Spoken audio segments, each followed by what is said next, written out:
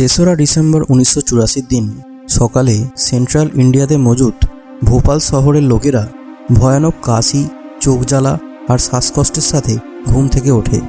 ওই দিন সকালে লোকেরা রাস্তা দিয়ে আতঙ্কে ছোটাছুটি করতে থাকে। কেউ কাশির সাথে বমিও করতে থাকে আর রাস্তার উপরে অসংখ্য মৃতদেহ জড়ো হয়ে যায়। গত কয়েক ঘন্টায় এখানকার লোকেদের চারপাশে একটা এমন বিষাক্ত গ্যাস ছড়িয়ে পড়েছিল যেটা আশপাশে মজুদ একটা American pesticide plant union carbide থেকে লিক হয়েছিল। পৃথিবীর সবথেকে ক্ষতিকর গ্যাস যেটা কোনো কেমিক্যাল অ্যাটাকের জন্য ব্যবহার করা হয়, সেটা ভোপালে প্রায় 25,000 লোকের প্রাণ কেড়ে নিয়েছিল। আর আজও অনেক মানুষ এটা সাইড এফেক্টের সাথে জীবন কাটাচ্ছে। এটা ইতিহাসের না তো শুধু সবথেকে বড় ইন্ডাস্ট্রিয়াল অ্যাক্সিডেন্ট ছিল, বরং এটা অমনোযোগ, কস্ট কাটিং এবং ন্যায় না পাওয়ার একটা ঘটনাও বটে। কিন্তু প্রশ্নটা এটা দাঁড়ায় যে এতটা ডেডলি গ্যাস একটা আমেরিকান কোম্পানির প্ল্যান্ট থেকে কিভাবে লিক হয়েছিল। প্ল্যান্টের সেফটি সিস্টেম টাইমে কেন কাজ করেনি? কন্ট্রোল রুমে বসে থাকা স্টাফ যে এই ক্ষয়ক্ষতির 1 ঘন্টা আগে গ্যাস লিক হওয়ার খবরটা জানতো, সে সময়ের মধ্যে এই দুর্ঘটনাটা কেন আটকাতে পারল না? আর মাটি থেকে কয়েক ফুট নিচে অবস্থিত কন্টেনার থেকে এই গ্যাস কিভাবে লিক হয়ে পুরো শহরে ছড়িয়ে পড়েছিল? আজকের এই ভিডিওতে আমি এই সমস্ত বিষয়গুলোর ব্যাপারে আলোচনা করব। তাই প্লিজ ভিডিওটিকে শেষ পর্যন্ত দেখুন, এবং আপনি যদি এখনও চ্যানেলটিকে সাবস্ক্রাইব না করে থাকেন তাহলে প্লিজ সাবস্ক্রাইব করে বেল আইকনটি প্রেস করুন, যাতে নতুন ভিডিও নোটিফিকেশান আপলোড হওয়া মাত্রই আপনার কাছে পৌঁছে যায়। তো চলুন শুরু করা যাক।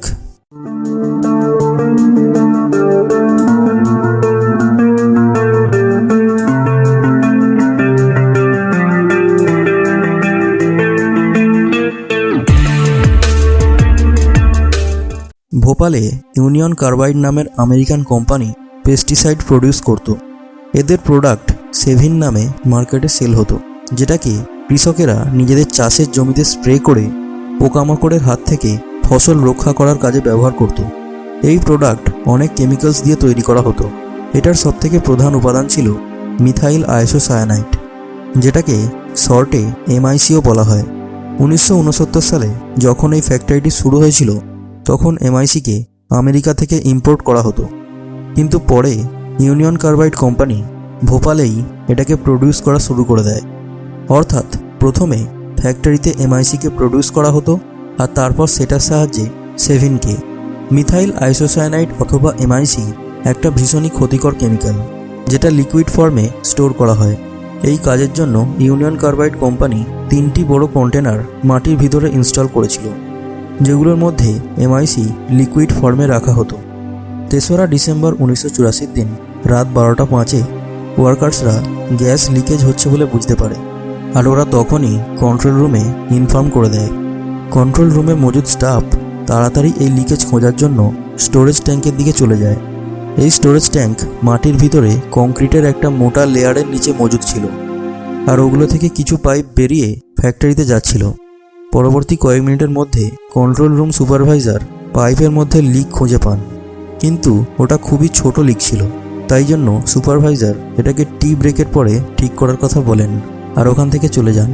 ইউনিয়ন কার্বাইডে এরকম ছোটোখাটো লিক ভীষণই কমন ছিল, আর ওয়ার্কার্সরা মাঝে মাঝেই গ্যাসের লিকের জন্য শ্বাসকষ্টের মতো সমস্যার অভিযোগ করতেন।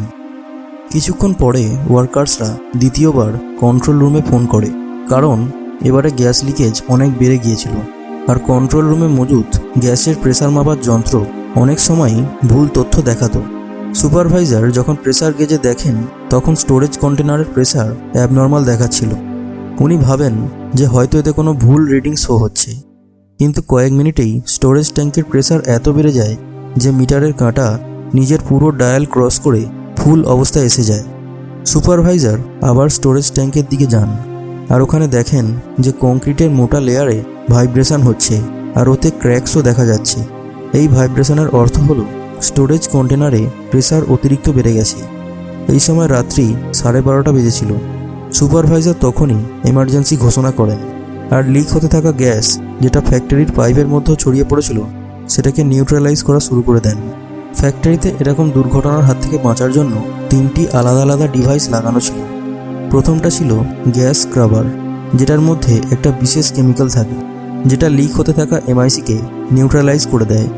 কিন্তু যখন সুপারভাইজার চেক করেন তখন দেখেন যে এই ডিভাইস খারাপ হয়ে গেছে।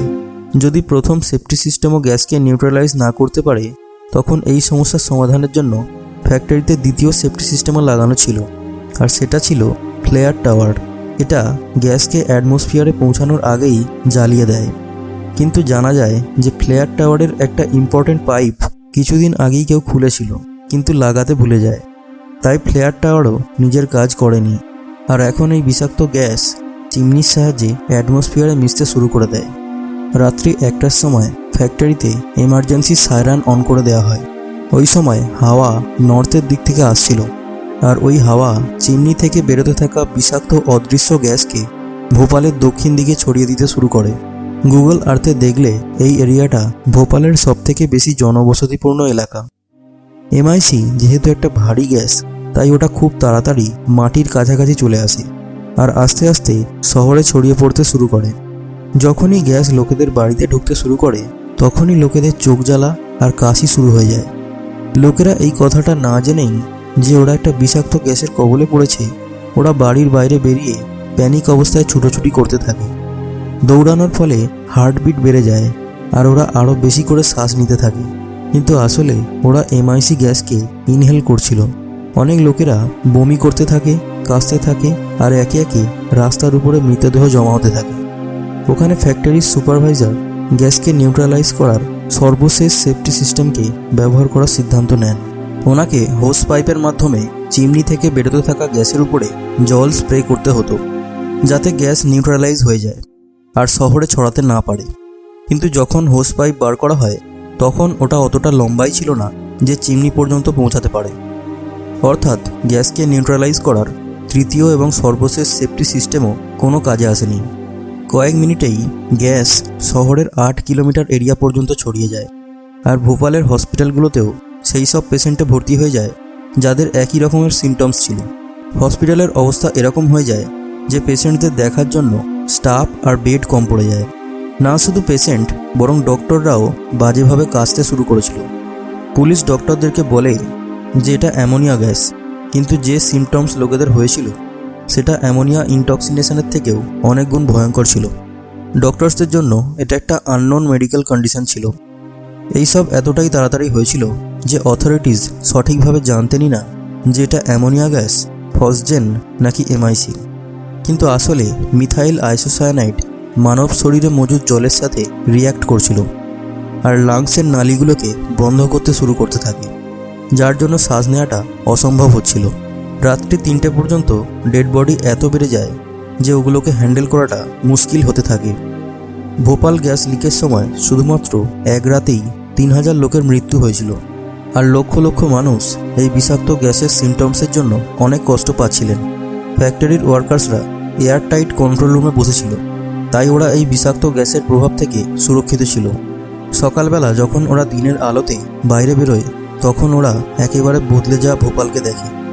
সেই রাস্তাঘাট যেখানে ভিড়ের জন্য চলাফেরা করতে অসুবিধে হতো, সেখানে পশু পাখির মৃতদেহ ছড়িয়ে ছিটিয়ে ছিল।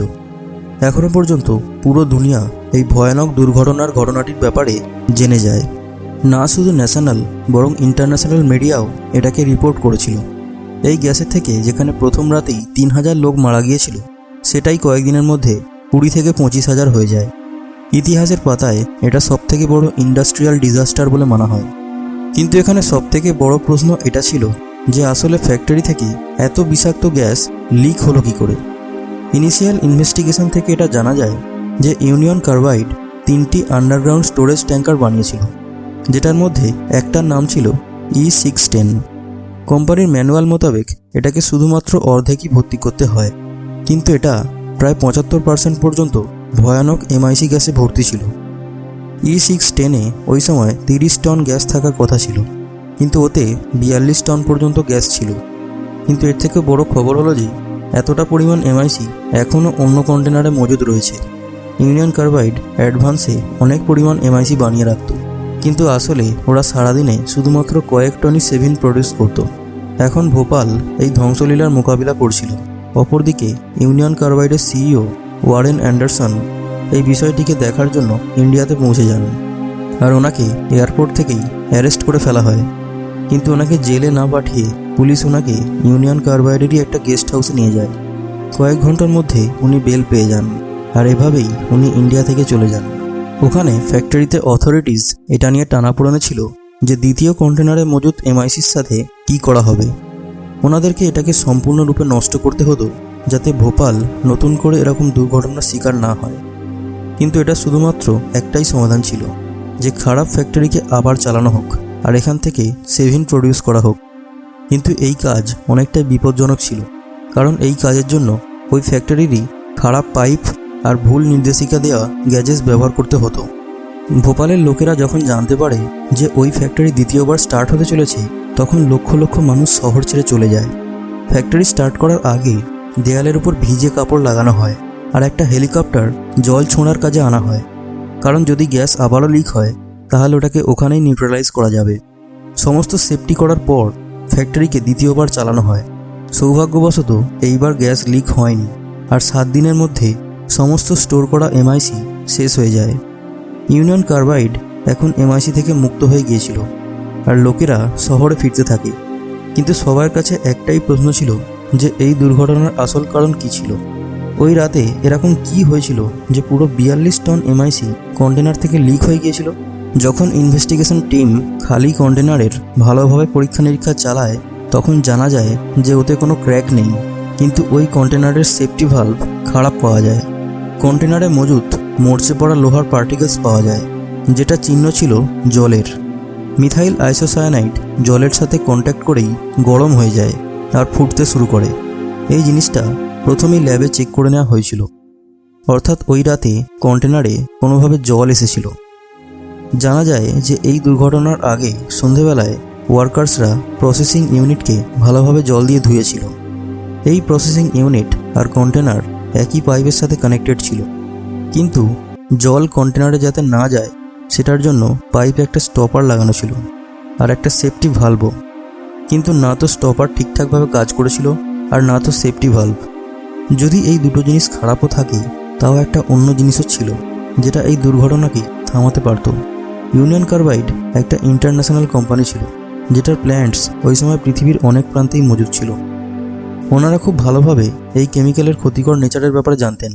এই রকমের দুর্ঘটনার হাত থেকে বাঁচার জন্য অর্ধেক কন্টেনারকে লিকুইড এমআইসি দিয়ে ভরা হয়, আর বাকি অর্ধেক অংশে নাইট্রোজেন গ্যাস ঢালা হতো, যাতে যদি কখনো ভালভ অথবা স্টপার খারাপও হয়ে যায়, তখন নাইট্রোজেন গ্যাসের প্রেসার জলকে আবার বাইরে বার করে দেবে।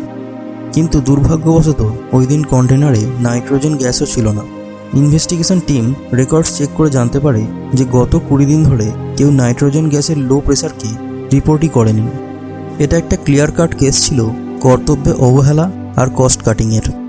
রিপোর্টে বলা হয় যে 1984 সালে ইউনিয়ন কার্বাইড কোম্পানি ভোপাল প্ল্যান্টকে চালানোর খরচের মধ্যে প্রায় $12 লক্ষ একটা কস্ট কাটিং করেছিল, যেটার জন্য ছোটোখাটো গ্যাজেস আর ভালভসকে রিপ্লেসই করা হয়নি। পরে এটাও জানা যায় যে এই দুর্ঘটনার আগে কোম্পানিকে অনেকগুলো ওয়ার্নিংসও দেওয়া হয়েছিল। 1981 সাল থেকে 1984 সাল পর্যন্ত 5 বার গ্যাস লিকের কেস হয়েছিল, যেগুলোর মধ্যে একবার ইউনিয়ন কার্বাইডের একজন ওয়ার্কারের প্রাণও চলে গিয়েছিল। E610 কন্টেনারে নাইট্রোজেন গ্যাসের কম প্রেসারকে গত 20 দিন ধরে কেউ রিপোর্ট করেনি, কারণ ওটার গ্যাজেসই খারাপ ছিল। কন্টেনারের খারাপ ভালভ, পাইপের খারাপ স্টপার, গ্যাস লিক হওয়ার পরে গ্যাস স্ক্রাবার যেটা গ্যাসকে নিউট্রালাইজ করতে পারত সেটাও খারাপ। ফ্লেয়ার টাওয়ার যেটার সাহায্যে গ্যাসটাতে আগুন লাগিয়ে ওটাকে ছড়িয়ে পড়ার হাত থেকে আটকানো যেত সেটাও খারাপ। আর সবশেষে হোস পাইপও এত ছোট যে ওটা চিমনি পর্যন্ত পৌঁছাতেই পারেনি। এই সব কিছুই কোম্পানির অবহেলা এবং কস্ট কাটিংয়ের ফল। এই দুর্ঘটনার পরে ইউনিয়ন কার্বাইডের বিরুদ্ধে কেস চলতে থাকে, কিন্তু 5 বছর পরেই আউট অফ কোর্ট সেটেলমেন্ট হয়ে যায় এবং কোম্পানি ইন্ডিয়ান গভর্নমেন্টকে $470 মিলিয়ন দিয়ে কেসটাকে ডিসমিস করে দেয়। 2010 সালে ইউনিয়ন কার্বাইডের 8 জন ম্যানেজারকে অমনোযোগিতার জন্য অল্প টাকা জরিমানা লাগিয়ে মুক্ত করে দেওয়া হয়। কিন্তু এখানে থাকা লোকেরা আজও 40 বছর আগে ঘটা দুর্ঘটনার মাসুল গুনছেন। এই ফ্যাক্টরি আজও একই অবস্থায় দাঁড়িয়ে আছে। এখানকার মাটি আর জলেতে আজও টক্সিক কন্টামিনেশন পাওয়া যায়, আর যে লোকেরা এই দুর্ঘটনা থেকে জীবিত অবস্থায় ফিরেছিলেন ওনারা আজও এমআইসির লং টার্ম সাইড এফেক্টের সাথে মোকাবিলা করছেন। ভিডিওটি ভালো লাগলে ভিডিওটিকে লাইক এবং শেয়ার করবেন, এবং অবশ্যই কমেন্টে জানাবেন যে আপনার ভিডিওটি কেমন লেগেছে। এবং এইরকমই ইন্টারেস্টিং ভিডিও বারবার দেখার জন্য প্লিজ চ্যানেলটিকে সাবস্ক্রাইব করে বেল আইকনটি প্রেস করবেন। Thanks for watching.